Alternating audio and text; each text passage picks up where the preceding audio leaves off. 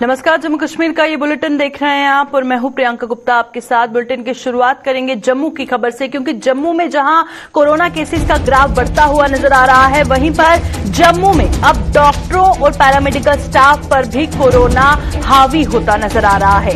Corona का hotspot अब government hospital Gandhinagar बन चुका है, क्योंकि अस्पताल में 4 सर्जन कोरोना पॉजिटिव पाए गए हैं। पिछले दिनों कुछ डॉक्टरों में भी कोरोना की पुष्टि हुई थी। बताया जा रहा था कि कुछ नर्स भी वहां पर कोरोना पॉजिटिव हुई थी। तो इसी के चलते जो पैरामेडिकल स्टाफ है, जो डॉक्टर्स हैं, उनका कोरोना पॉजिटिव होना बेहद गंभीर इसलिए है क्योंकि वहां पर जो मरीज हैं बड़ी तादाद में, उन पर भी कोरोना का खतरा हो सकता है और जाहिर तौर पर डॉक्टर्स और पेशेंट्स का जो कांटेक्ट हुआ होगा, उसके बाद कोरोना का प्रकोप है वो मरीजों पर भी बरस सकता है। फिलहाल जम्मू की हम बात कर रहे हैं। तस्वीरें गवर्नमेंट हॉस्पिटल गांधीनगर की आप देख रहे हैं, जहां पर कोरोना का प्रकोप बढ़ता हुआ नजर आ रहा है, क्योंकि अब गवर्नमेंट हॉस्पिटल गांधीनगर के डॉक्टरों पर, वहां के पैरामेडिकल स्टाफ पर कोरोना हावी हो रहा है। कोरोना का हॉटस्पॉट बन चुका है अब ये अस्पताल, और अस्पताल में आज बताया जा रहा है कि अभी आज खबर आई है कि 4 सर्जन कोरोना पॉजिटिव पाए गए हैं और इससे पहले भी कई डॉक्टर्स, नर्स वहां पर कोरोना पॉजिटिव पाए गई। तो इसी के चलते आपको अब तक तमाम जानकारी पहुंचाएंगे, क्योंकि बेहद गंभीर मामला है। अब प्रशासन की तरफ से क्या कुछ एहतियातन कदम उठाए जा रहे हैं वो आप तक पहुंचाएंगे, क्योंकि बेहद ज्यादा जरूरी है इस वक्त फैसला लेना, एहतियातन कदम उठाना, ताकि कोरोना पॉजिटिव जो मामले अस्पताल में बढ़ रहे हैं वो उनकी जो तादाद है वो कम हो। चलिए हमारे साथ हमारे सीनियर साथी विनोद कुमार ज्वाइन कर चुके हैं। विनोद जी, बताइएगा, क्योंकि बेहद गंभीर है गवर्नमेंट हॉस्पिटल गांधीनगर, जहां पर काफी तादाद में मरीज भी भर्ती हैं, उसी के चलते अब डॉक्टर्स का एक एक करके या पैरामेडिकल स्टाफ का एक एक करके कोरोना पॉजिटिव आना, क्या कहेंगे इस पे? में कुछ डॉक्टर और पैरामेडिकल स्टाफ आए थे जो ओटी में काम करते थे, ऑपरेशन थिएटर में कार्यरत थे, और अब 4 सर्जन भी पॉजिटिव आए हैं। इट मीन्स कि अब वहां पर ओटी का काम पहले से, ऑपरेशन थिएटर का काम पहले से बंद हो गया था, अब सर्जरी ऑलमोस्ट बंद कर दी जाएगी। बड़ी बात यह है कि डॉक्टर्स जो इस प्रोफेशन, इस पेशे से जुड़े होते हैं, उनको पहले से ही खास ध्यान रखना चाहिए। उनको कोविड एप्रोप्रिएट बिहेवियर का पता होना चाहिए, उनको एसओपीज का पालन करना चाहिए। लेकिन अनफॉर्चुनेटली कुछ केसेस ऐसे आए हैं जिसमें मामले जो सर्जन भी है, कुछ डॉक्टर्स भी है, कुछ पैरामेडिकल स्टाफ के लोग हैं जो पॉजिटिव मिले हैं। अब उस सारे एरिया की, ऑपरेशन थिएटर की पहले भी उसको सैनिटाइज किया गया था और नए सिरे से उसको सैनिटाइज किया जा रहा है। और फिलहाल जो हमारे पास इंफॉर्मेशन आई है, जो गांधीनगर सब डिस्ट्रिक्ट हॉस्पिटल है, उस हॉस्पिटल में किसी तरह का कोई सर्जरी नहीं होगी। फिलहाल ऑपरेशन टाल दिया गया है। बिल्कुल। वहीं पर अब जो प्रशासन है उसकी तरफ से क्या कुछ एहतियातन कदम उठाए जा रहे हैं? जो हॉस्पिटल एडमिनिस्ट्रेशन है उनकी तरफ से क्या कुछ अब इन मामलों को कम करने के लिए स्टेप्स लिए जा रहे हैं, उस बारे में भी बताइएगा, क्योंकि एक तो हो गया एहतियातन कदम उठाना और दूसरा खुद ही सेंस ऑफ रिस्पॉन्सिबिलिटी को समझना, ताकि इस तरह के जो मामले हैं वो ज्यादा तादाद में ना आए। देखिए, कुछ रोज पहले ही गवर्नमेंट मेडिकल कॉलेज में एडमिनिस्ट्रेशन ने, पुलिस ने मिलकर के एक अभियान चलाया था, और जो लोग एसओपीज को पालन नहीं कर रहे थे, जिन लोगों ने मास्क नहीं पहना था, उन लोगों को पेनल्टी डाली गई, जुर्माना डाला गया। अब ऐसा ही गांधीनगर हॉस्पिटल में भी जो पेशेंट्स आ रहे हैं, जो डॉक्टर्स आ रहे हैं, वो एसओपीज का पालन कर रहे हैं। जो दूरी, जो डिस्टेंस मेंटेन करके रखना होता है, उसको भी डिस्टेंस भी मेंटेन किया जा रहा है, मास्क पहने जा रहे हैं, सैनिटाइज किया जा रहा है, रैंडम टेस्टिंग हो रही है और टेस्टिंग को और बढ़ा दिया गया है। यानी जो मरीज आ रहे हैं उनकी रैपिड और आरटीपीसीआर भी टेस्ट हो रहे हैं, उनको पूरा ध्यान रखा जा रहा है। दूसरी ओर डॉक्टर्स, पैरामेडिकल स्टाफ को इस चीज का एहसास हो गया है कि वो इस चपेट में ना आ जाए, क्योंकि अगर सर्जन भी आ गए हैं, डॉक्टर्स भी आ गए, पैरामेडिकल स्टाफ भी आ गया, इट मीन जो लोग बचे हुए हैं वो कम से कम जो एसओपीज है उसका पूरी तरह से पालन करें। ऐसा ही गांधीनगर हॉस्पिटल में किया जा रहा है। एडमिनिस्ट्रेशन की तरफ से, अस्पताल प्रबंधन की तरफ से सबको हिदायतें जारी कर दी गई हैं कि आप वक्तन वक्तन सैनिटाइज कीजिए, मास्क पे किसी तरह का कोई कॉम्प्रोमाइज ना कीजिए और कोशिश कीजिए कि 2 गज की दूरी जो है वो बनाए रखें। शुक्रिया विनोद जी इस पर जानकारी देने के लिए। विनोद कुमार हमारे से ज्वाइन किए हुए थे। जिस तरह से वो बता रहे थे कि अब सबको समझ आ गया है, क्योंकि एक एक करके जो कोरोना पॉजिटिव मामले सामने आ रहे हैं उसके चलते अब एसओपी का पालन किया जा रहा है, मास्क पहने जा रहे हैं, सोशल डिस्टेंसिंग का पालन किया जा रहा है, सैनिटाइज किया गया है, कॉन्टैक्ट ट्रेसिंग करके तमाम जो पेशेंट्स हैं उनका भी आरटीपीसीआर टेस्ट जो है वो करवाया जा रहा है।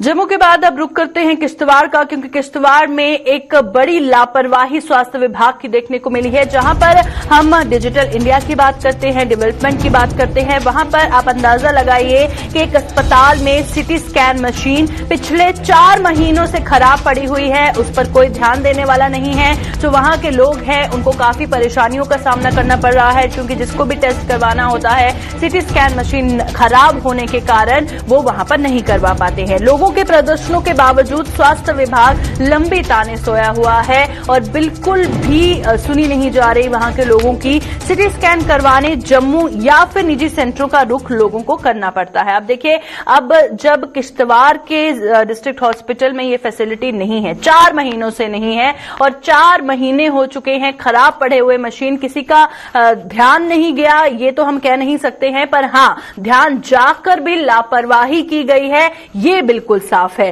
क्योंकि अब जबकि डिस्ट्रिक्ट हॉस्पिटल में सिटी स्कैन की सुविधा नहीं है, अब उनको जम्मू का रुख करना पड़ता है, इतनी दूर जम्मू आना पड़ता है, या फिर प्राइवेट सेंटर्स में उनको जाना पड़ता है, जिससे जो लोग एफर्ट नहीं कर पाते हैं उनको काफी परेशानियों का सामना करना पड़ता है। पर स्वास्थ्य विभाग लंबी ताने सोया हुआ है और बिल्कुल भी इस ओर ध्यान नहीं दे रहा है। तो चलिए, किश्तवाड़ से हमारे संवाददाता अजय शान ज्वाइन कर चुके हैं। अजय, बताइएगा, 4 महीने से सिटी स्कैन मशीन खराब पड़ी हुई है, कोई ध्यान नहीं दे रहा है, स्वास्थ्य विभाग के किसी ऑफिसर से आपकी बातचीत हुई, उनका क्या कहना है कि क्या वजह आन पड़ी जो 4 महीने से उनको मशीन ठीक कराने का टाइम नहीं मिला?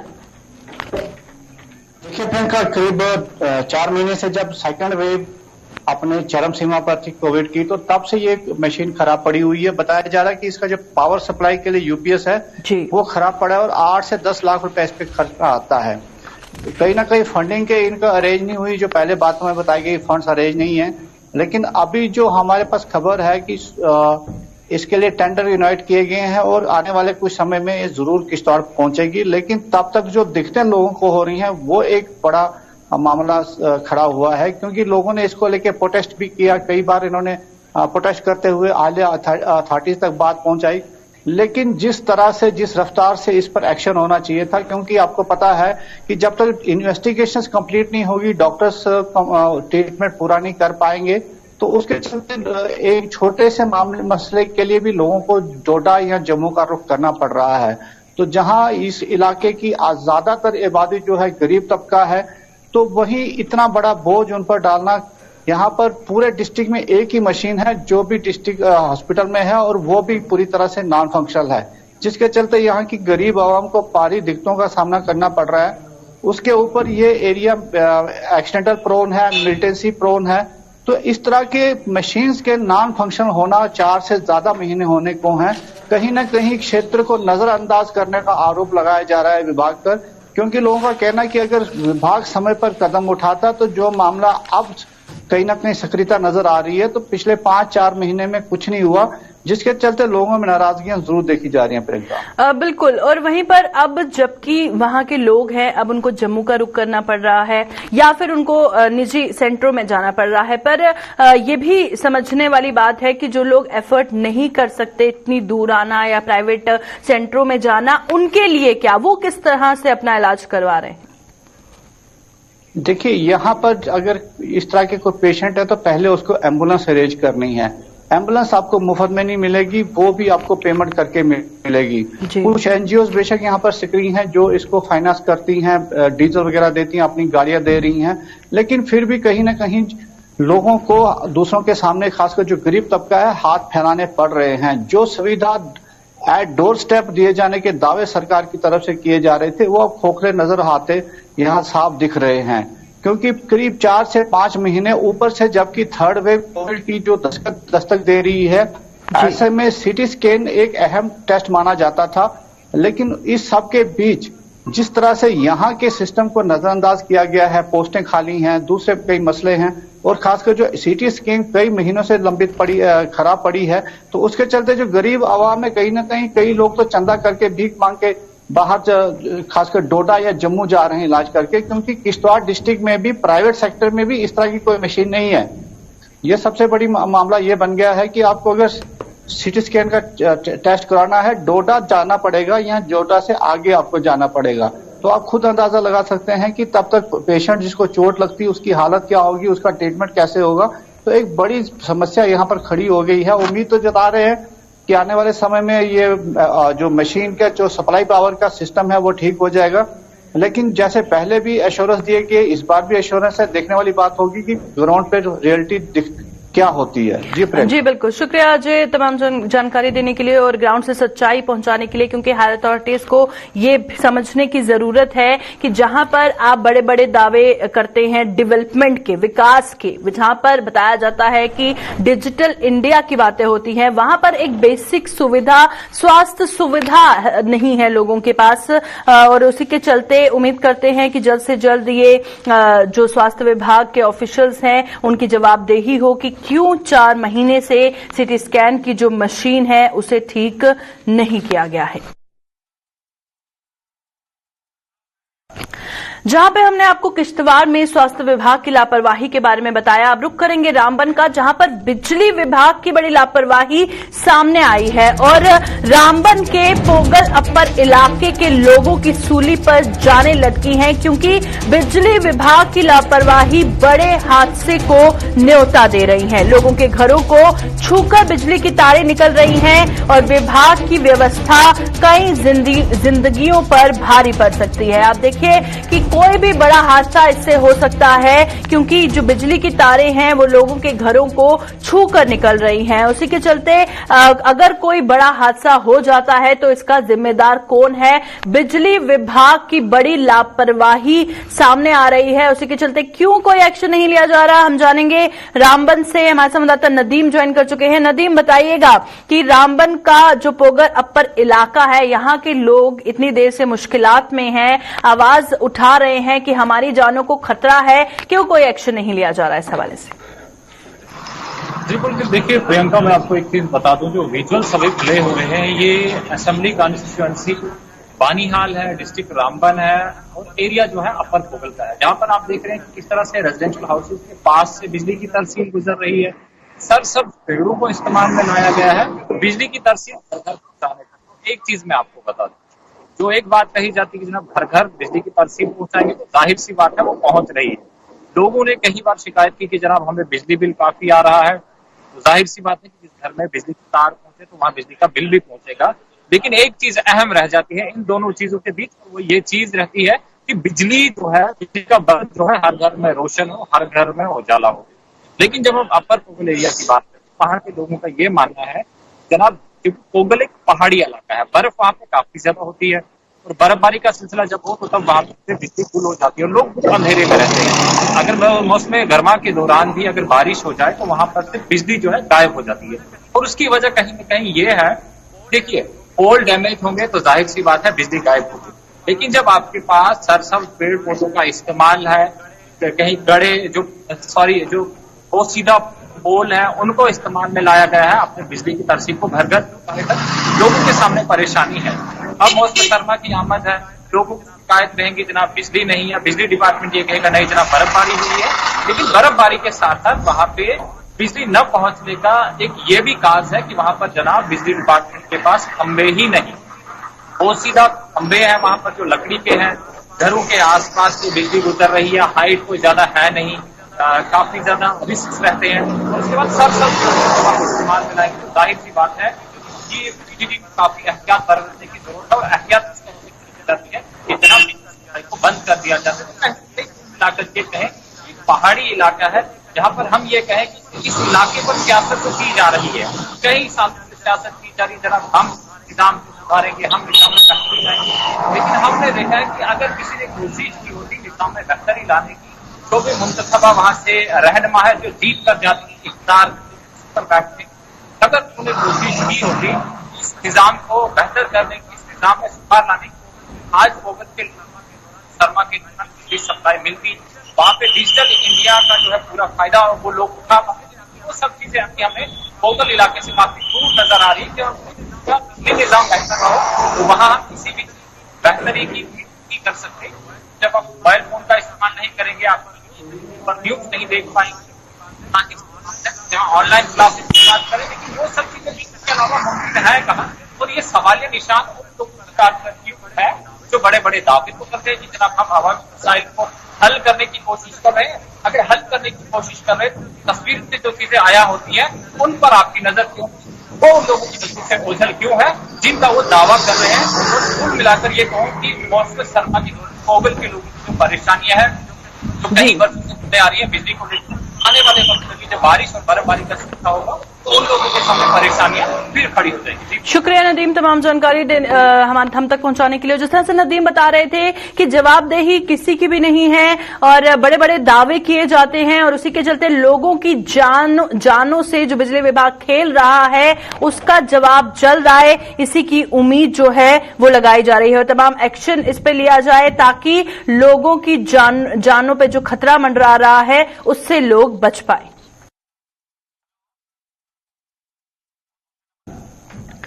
कश्मीर का हैदरपुरा एनकाउंटर, जिसके बाद कश्मीर का माहौल बदल गया। वहां के लोगों के जहन में बहुत सारे सवाल आए और उसके बाद जो 2 बॉडीज की मांग की जा रही थी जब वो घर वालों तक पहुंची, अब सवाल ये है कि जो तीसरा शख्स है उसकी बॉडी कब वापस मिलेगी। श्रीनगर के हैदरपुरा एनकाउंटर पर लगातार सियासत भी गरमा रही है। एनकाउंटर में मारे गए तीसरे शख्स का जो शव है परिजनों को लौटाने की मांग तेज हो रही है। मजिस्ट्रियल इंक्वायरी से भी सियासी दल खुश नजर नहीं आ रहे हैं और एनकाउंटर की जुडिशियल इंक्वायरी करवाने की मांग लगातार उठ रही है। हैदरपुरा एनकाउंटर के बाद जो तस्वीरें सामने आई वो सबने देखी और उन तस्वीरों के बाद हर किसी का दिल दहल गया, क्योंकि जब इन 2 सिविलियंस की बॉडीज को वापस घर वालों को सौंपा गया और फिर उन्हें दफनाया गया, उसके बाद जो तस्वीरें सामने आई या फिर जब पूरी फैमिली प्रोटेस्ट कर रही थी उनको जब डिटेन किया गया वो तस्वीरें जब सामने आई और रोती बिलखती हुई एक 18 महीने के बच्चे की तस्वीरें सामने आई तो जाहिर तौर पर हर किसी की आंखें नम हो गई। तो चलिए श्रीनगर का रुख करते हैं। श्रीनगर से सैयद रूफ फारूकी हमारे साथ ज्वाइन कर चुके हैं। रूफ, बताइएगा, अब हैदरपुरा एनकाउंटर में सबसे पहला प्रायोरिटी थी कि जो सिविलियंस की बॉडी है वो घर वालों तक पहुंचाई जाए, जो कि हैंडओवर की गई। वहीं पर अब तीसरे शख्स की जो बॉडी है उसकी जो मांग है वो तेज होती नजर आ रही है, जिस पर सियासत भी गर्मा गई है। क्या कहेंगे? बिल्कुल प्रियंका, देखिए 2 जो लोगों की बड़ी गई है जिनको अपने घर वालों ने उनके आपके रसूमात भी अंजाम दिए हैं। अब तीसरे शख्स की वजह से बातें हो रही है क्योंकि जो रामबन गूल का रहने वाला है और जिसके मुतालिक जो पुलिस का स्टेटमेंट था कि वो मिलिटेंट था और दूसरा एक फॉरेन मिलिटेंट उसके साथ इसके एनकाउंटर में था और फिर 2 सिविलियंस। अब जब उसके घर वालों ने इनकार किया क्योंकि उसके बाप का कहना था, जो स्टेटमेंट उसका आया था कि वो खुद मिलिटेंट उसके साथ लड़ रहे थे, उन्होंने मिलिटेंटों को खुद मारा है, तो वो उसको ये इनाम दिया है अब भारत सरकार ने उसके बेटे को मिलिटेंट बना के। तो अब वो वहां से डिमांड अब ज्यादा उठ रही है कि उसकी डेड बॉडी भी उनको वापस दी जाए, उनका भी हक है। ये सोशल मीडिया पे भी जिस तरह ये ट्रेंड बना हुआ है, अब वो जो पॉलिटिकल लीडर्स है, हर एक पॉलिटिकल लीडर की अब यही डिमांड है कि उसके घर वाले जो इंतजार कर रहे हैं उसकी डेड बॉडी के लिए, उसको भी अब जो है सरकार जो है वो फैसला ले उसको डेड बॉडी देने का। मगर अभी तक की बात करें तो फिलहाल इस हवाले से इंतजामिया ने कोई फैसला नहीं लिया है कि क्या उसकी डेड बॉडी उसके घर वालों को दी जाएगी या नहीं दी जाएगी। इस पे अभी तक जो गवर्नर इंतजामिया है उन्होंने कोई फैसला नहीं लिया है। बिल्कुल, वहीं पर जहां सियासत भी गर्माती हुई नजर आ रही है, तो क्या कहेंगे, मजिस्ट्रियल इंक्वायरी की जगह पीएचडी ने कहा है कि जुडिशियल इंक्वायरी होनी चाहिए क्योंकि उसमें ट्रांसपेरेंसी के चांसेस ज्यादा हैं और इंसाफ की उम्मीद भी ज्यादा है। और साथ ही उन्होंने प्रेसिडेंट को लेटर भी लिखा है जिसमें उन्होंने कहा है बहुत सारी चीजें कश्मीर में ऐसी हो रही हैं जो कि कॉन्स्टिट्यूशन ऑफ इंडिया के तहत हमें हक होता है पर हम वो नहीं कर पाते क्योंकि प्रोटेस्ट जो उनकी फैमिली ने किया उसके बाद हमने जो तस्वीरें देखी, बहुत सारी बातें इसमें हैं जो गर्माती हुई नजर आ रही हैं। अब इंसाफ की जो उम्मीद है, क्या कहेंगे, किस तरह के रिएक्शंस वहां से सामने आ रहे हैं? बिल्कुल प्रियंका, देखिए जो आईन में है कि अगर आप किसी को मारते हो तो उसकी डेड बॉडी जो है, ये आईन में है कि उसकी डेड बॉडी आप रोक नहीं सकते हैं, उसको उसके अलावा कि इनको देनी है जो अपने तरीके से, अपने मजहब के तरीके से उसकी आगे रसूमात कर सकते हैं, ये भी है। दूसरा मामला कि अब जहां पे अब यहाँ पे जो गवर्नर इंतजामिया है उन्होंने इसकी मजिस्ट्रियल इंक्वायरी के अहकाम सादिर किए, यानी जो एडिशनल डिप्टी कमिश्नर श्रीनगर है वो उसका हेड करेंगे और कमेटी जो बनाई जाएगी वही इस मामले की तहकीकात करेगी। इस पे यहाँ के सारे पॉलिटिकल लीडर्स, पीएचडी हो, फारूक अब्दुल्ला, तारिक आमी, महबूबा मुफ्ती, उमर अब्दुल्ला, सजाद लोन, मोहम्मद अल्ताफ बुखारी, जितनी भी कांग्रेस के ये मीर, जितनी भी पॉलिटिकल पार्टीज है, उन्होंने सरकार के इस फैसले को नहीं माना है। उन्होंने ना कहा कि हमें ये मंजूर नहीं है कि आप मजिस्ट्रियल इंक्वायरी करो, आप जुडिशियल इंक्वायरी करो और जो रिटायर्ड हाईकोर्ट का रिटायर्ड जज होगा उसकी जेर निगरानी में इसकी तहकीकात होनी चाहिए। एक कमेटी बनाइए जिसका हेड करेंगे जो कोई रिटायर्ड हाईकोर्ट जज होगा, क्योंकि आप एक एडिशनल डीसी को कहेंगे कि आप इंक्वायरी करें तो वो कैसे करेंगे, वो पार्ट ऑफ सिस्टम है। तो जिन लोगों ने ये किया, एडमिनिस्ट्रेशन ने ये किया, इस मामले में पूरी तरह मुलव्वस थे, तो वो कैसे इसका जो सही प्रूफ जो है वो सामने ला सकते हैं।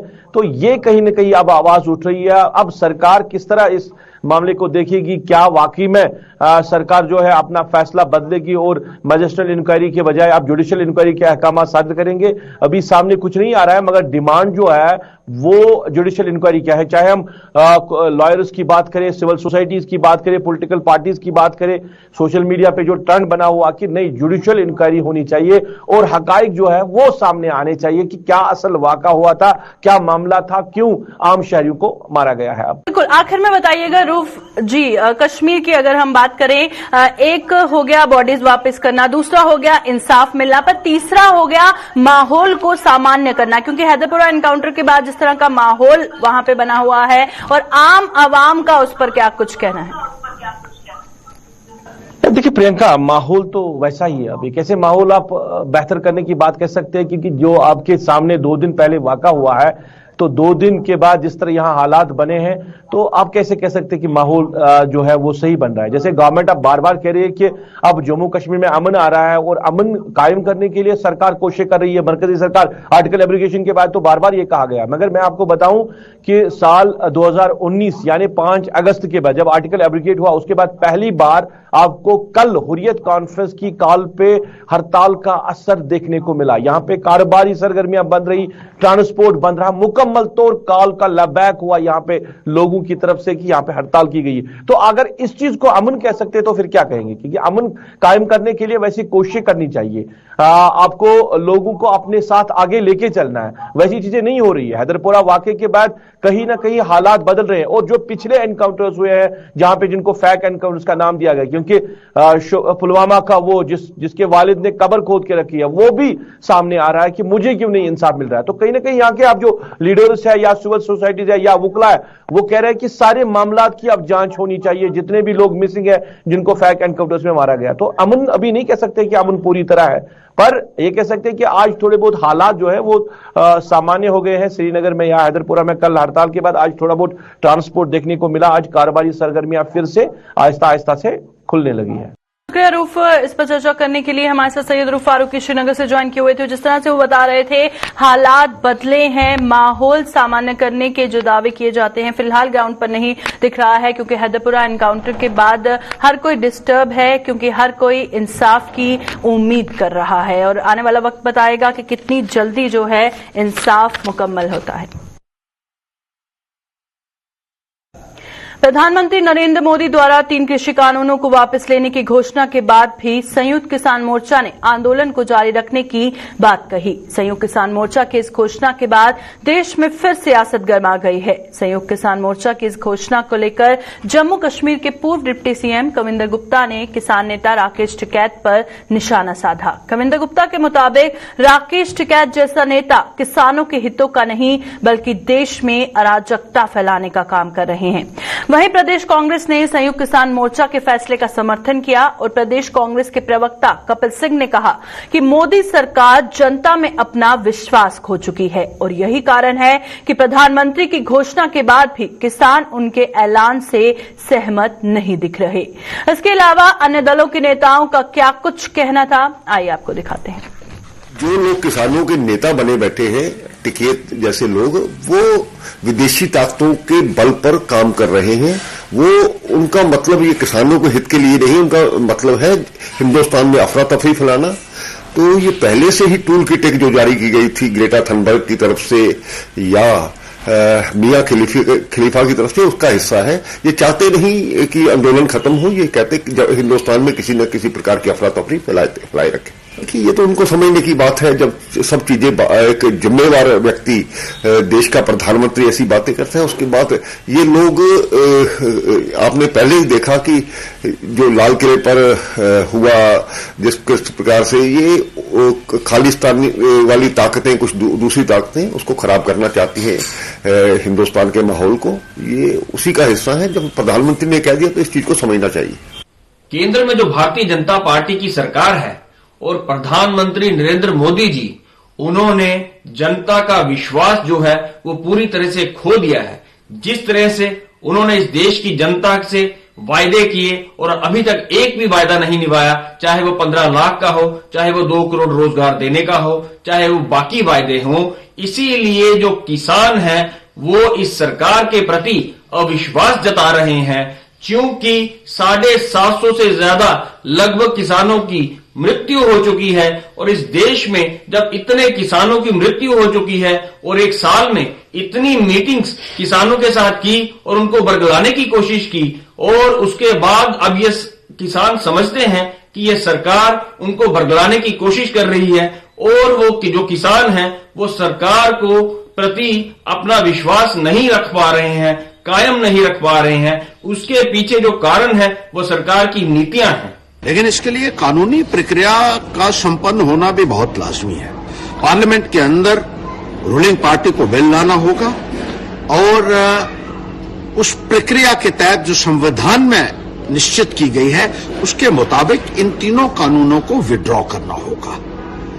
जहां ये कानून का विड्रॉ होना किसानों के लिए एक बहुत ही मुबारकबाद की बात है, वहीं हम सरकार से भी कहना चाहते हैं कि एक बहुत बड़ा सबक है कि तानाशाही से सरकारों को नहीं चलाया जा सकता है। लोगों को अपने साथ लेकर ही आप निजाम को चला सकते हैं। किसान कानून है वो वापस लिए गए हैं। मुझे लगता है इसके बाद जो हमारे किसान भाई हैं उनको भी इसको मुद्दा अब नहीं बनाना चाहिए, इसको अपनी अना का मुद्दा नहीं बनाना चाहिए। और जब देश के प्रधानमंत्री सार्वजनिक रूप से आश्वासन देते हैं तो मुझे लगता है उसमें कोई शक की गुंजाइश नहीं रह जाती।